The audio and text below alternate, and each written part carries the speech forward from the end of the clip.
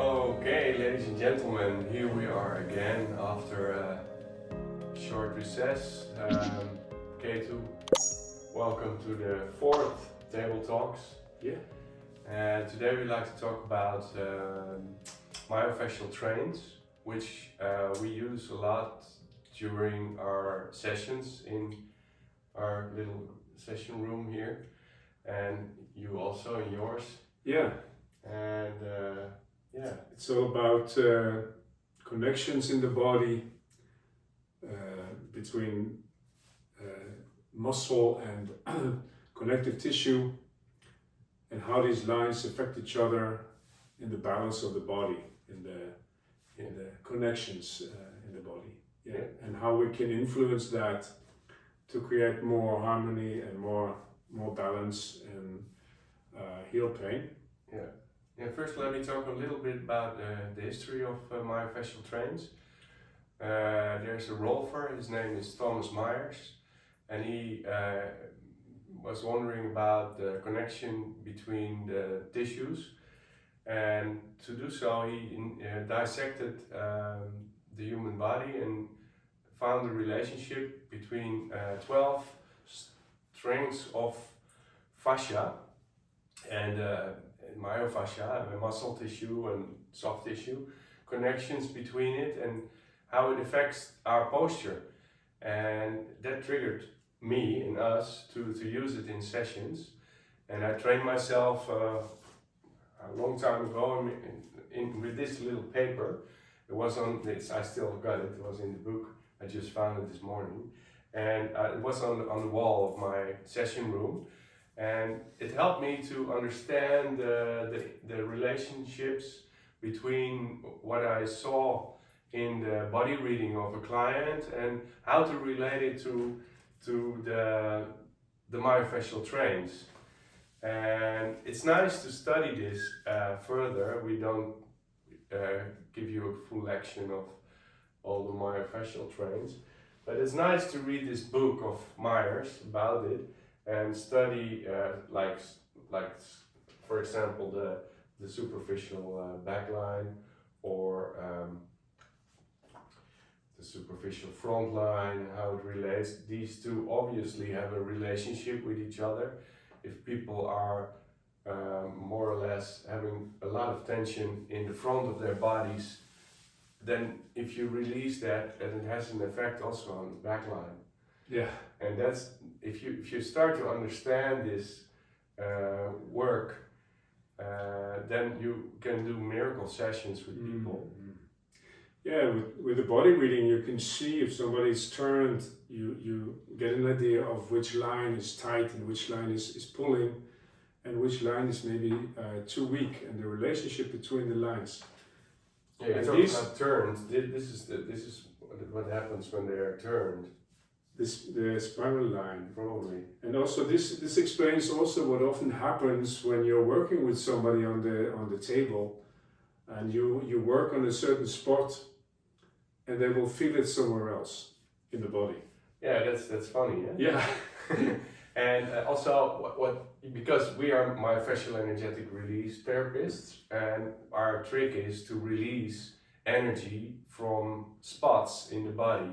We train people also, both of us, you in Denmark, me in Holland, and soon in Italy.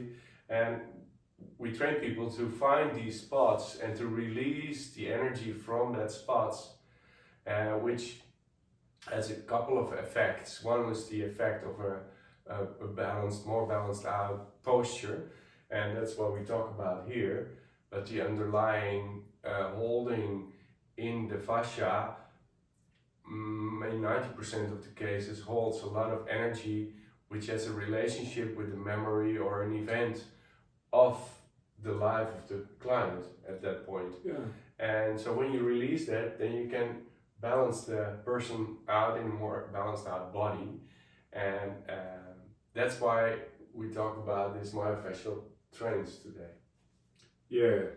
So often what's also good to know is when this all started, what was happening in the life of the person, and that the person can also feel that there's a connection between holding, and tension, and also how you think and how you feel. So there's a physical side to anatomy trains to push and pull in the body, holding, etc. And there's also the emotional side, and we try to take that into account as well, so that we can really work on the whole person, not just specific spots. This is trying to access the self-healing capacity of the body. Yeah. And it's also related to what we talked about before, to the character structures. Because if you can see the character structure in a person, then it also relates to a holding in one of the myofascial trains. And that explains a lot how to work on that person in order to release that holding pattern, that defense pattern structured in the body. Yeah, so that you can see that early life experiences, how that also manifests in the body, that you can see that in the posture. This is more of an art more than a science, but once you get into that, it's incredibly interesting and also incredibly beautiful how you can really help someone to not just change his body, but also his thinking and feeling and behavior by loosening up these structures. Yeah, in order to find the flow of energy better, and in order to function better, in order to get a better feeling in their bodies actually. Because you can say that the posture, the physical posture, is influenced by thinking, and feeling, but feeling and thinking is also influenced by posture. So it works both ways. You can work on the body, create more balance, open up blockages, and it will also do something with how you feel. This is really the miracle. And how the world reacts on your posture. Yeah. If you are like this, nobody comes to you. But if you are like that, then you show yourself and you are friendly looking, so people come to you.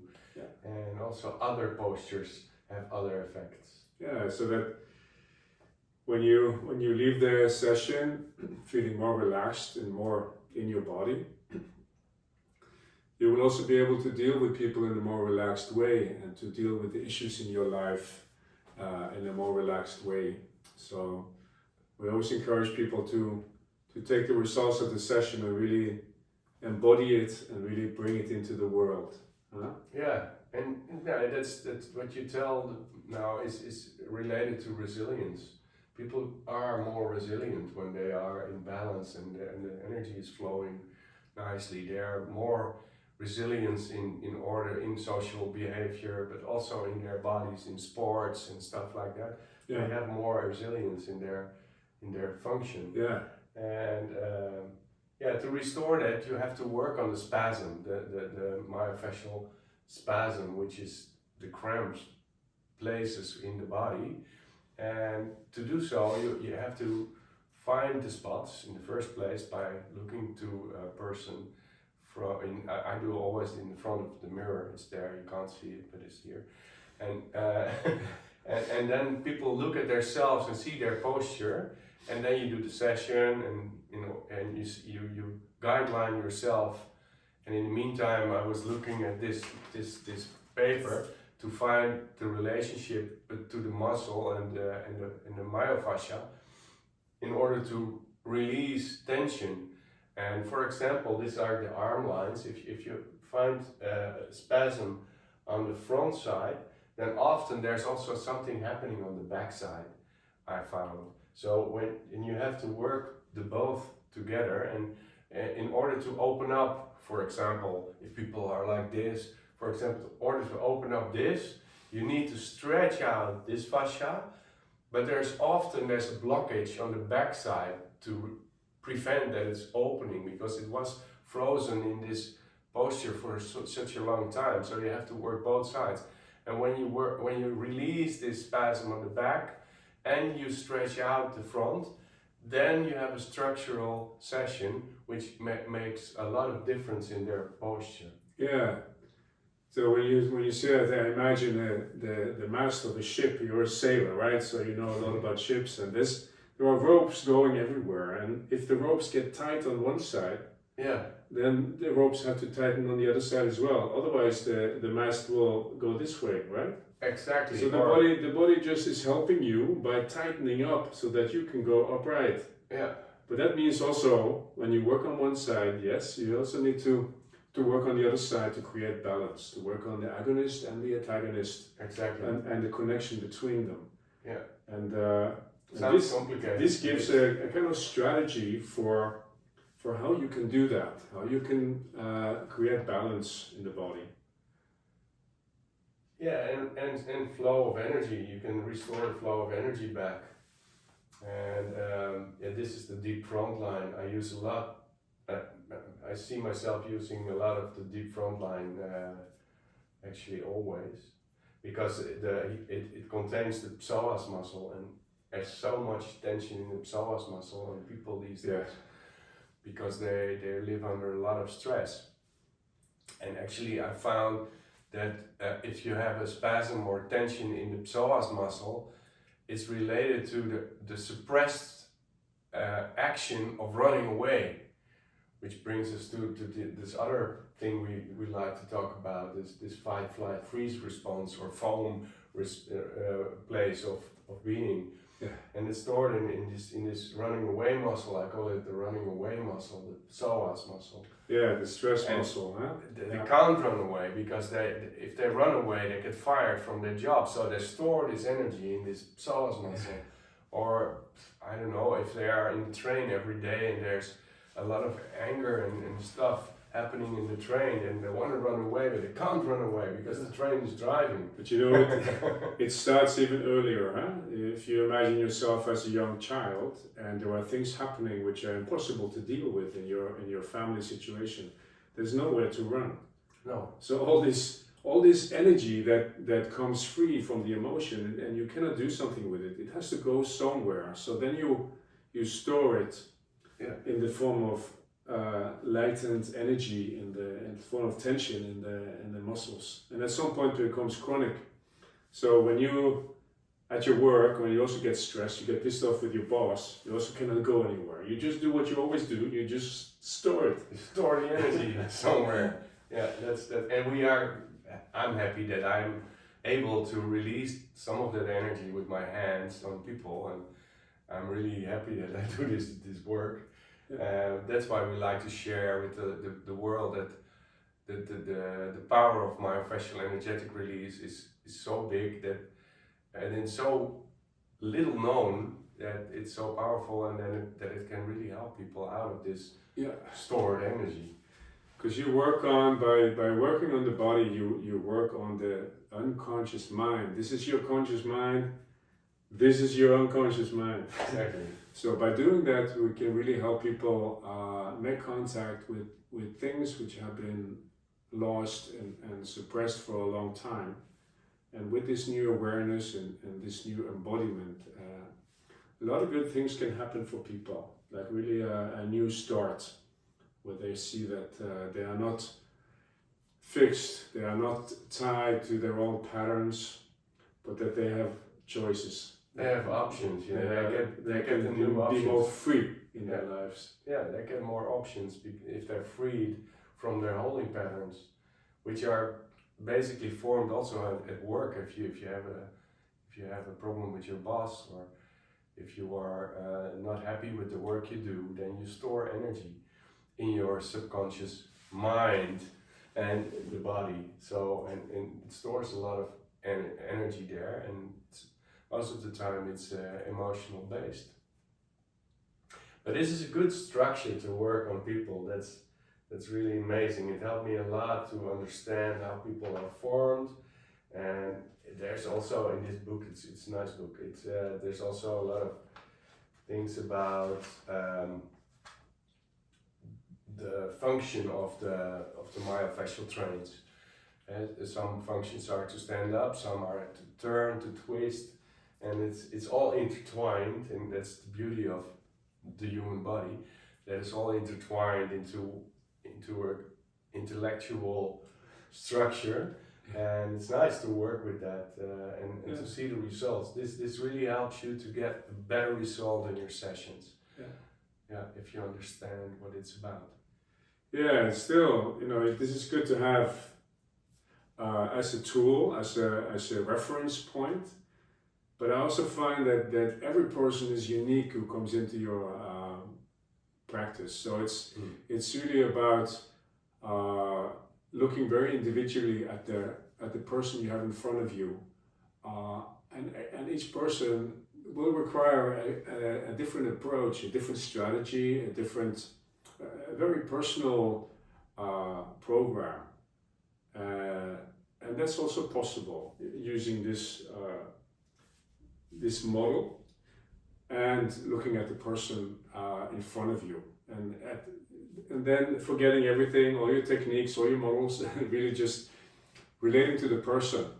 And that's one of the things I like about this work. Like it never gets boring, because you have to actually reinvent MER for every person who is in front of you, and you have to find a way to use the technique for the person, and that you modify the technique for the person, and instead of the other way around, trying to fit the person to the technique. You know what I mean? Yeah, I know, it's tailor-made. It's really tailor-made for the person that is receiving the session. Yeah. The depth is so personal. The structure is so personal. The way to have the talking is so personal. Yeah. Some are half deaf, so you have to talk out loud. Yeah. Some are really sensitive for sound. Some people, I use music during my sessions. Some people can't stand the music, so I have to put it off. It's so personal, and it's nice to tune in to your client. Yes, yeah, no, I like music too, and recently I had a person who told me, you can play music, whatever you want, I like it, but no piano music. I said, okay, fine. Yeah. So this contact with the client, and also really communicating with your client about how things feel and how they experience things, is that they can really also stay very connected with their experience during the session. Is a very important part of MER. We are not just treating somebody who is receiving the treatment. It's really working together to get the best results, both on a physical and an emotional level. So how people experience what we do is very important. Some people, they respond better to lighter touch, other people to more deep touch. Some people respond really well to talk and connection and movement on the table, whereas other people, they benefit more from letting go of control. Yeah, it's true. We play, as a matter of fact, in Myofascial MER, of MER, Myofascial Energetic Release, we play with breath work, we play with touch, we play with vocal cueing and movement.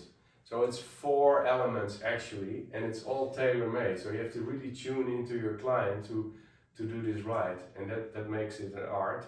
But if you practice it a lot, it's nice, and then you see that if it's well tuned, then all of a sudden a person starts to unwind. Yeah. Into their original structure, into their original self. And when they come to that point, if they are in that original self feeling, then you come into the self-healing place. And people really heal themselves. We can only invite them, but we have to really play that art. Yeah. To really tune in. Yeah, it's about sort of functioning as a kind of catalyst, that you can go to the places where you can set things in motion in the body that actually the body wants to do. The body wants to go back to its original design, to its blueprint. So how can we help that to happen? Yeah. So, and that is really about accessing the self-healing properties of the body by doing the right things, not too much, not too little, but just the right amount. That the natural healing process gets a push. Can unfold itself. Can unfold, yeah. And this is a good map to do so, because you can just read bodies where it's cramped up. And if you also in the back of your mind have this picture of character structures, how that feels and stuff like that, then you are so well tuned in to the person on the table that it will happen quicker and quicker when you study this. Yeah, you get experience after a while. If you train with us, it will also train your intuition, so that at some point your hands will know how to find a way more than your brain, right? Yeah, that's more also than your true. mind. It's also true. But it's also good to show your client. Nowadays I don't work so much with this anymore, because it became natural for me to do this, and I go there. But it's nice to show your client that he is holding in a certain way, and after the session you do it again, and then you show them, hey, you see, now you are in a different form. Your shape is different there, and you point out the difference between before the session and after the session. I think that really has a psychological effect on the person that receives this work. That they can see the changes. Yeah, and that they can see that there really is a profound change in their form. Yeah. Now for me, posture is something fluid. It's not, if you are stuck in a certain posture, something is missing. Yeah, and you're probably also a bit stuck in your life. Yeah, and in a way that is formed in our primal, through our primal wounds. Yeah. And later in life, through divorce, through whatever happens, accidents, stress, trauma, basically. Trauma forms structure, hold in the body, health in the body. Trauma has a big effect on your health as well as your structure and your posture, and it's all connected. This whole story of adverse childhood experiences, where if you have a number of adverse childhood experiences, they are actually able to show through research that your life expectancy is lower. So this body work is not just to feel good, it's also to improve your health. It does something with your whole metabolism, with your whole functioning of your body, and that's the amazing thing with the body, how everything is connected, and how connective tissue has really a key role in the whole health of the body, emotionally and physically. Yeah, true. And there's more aspects about this, but we like to talk about this subject today, and I think we highlighted the most of it. And what else we want to say? We want to talk about a little bit about the next podcast, and if you just get a member of this channel and you find a place under the video to command this video, then you can ask also for subjects we like to look into for you. So I think that's a good idea. If there are things you wonder about in relation to body work and therapy, just let us know, and we will talk about it. Yeah, and you can find the next training somewhere underneath this video as well. The link towards you can go on greatconnections.nl or Myofascial Energetic Release _EU is also a good place on Instagram, where there's announcements from our trainings. There's also a website, MERScandinavia.com, for the trainings we do in Denmark. So, thank you for watching this, and thank you, Ketu, for you this too. together. I like to talk about our passion. I get excited, and it's fun to talk about, and I feel passion and just a pleasure, because it's really a joy to work like this. Yeah. Thank you. Bye bye.